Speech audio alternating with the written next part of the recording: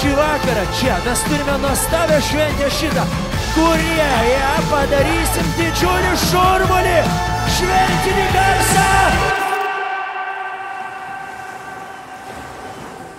Šiandien, ta diena tokia buvo, žinot, tas rytas, tai kaip yra filmas Vienas namuose. Tai prasidėjo nuo to tikriausiai, kai visi bėgiojo ir niekas nieko nerado ir visi viską paliko. Ačiū Dievui, vaikų nepaliko.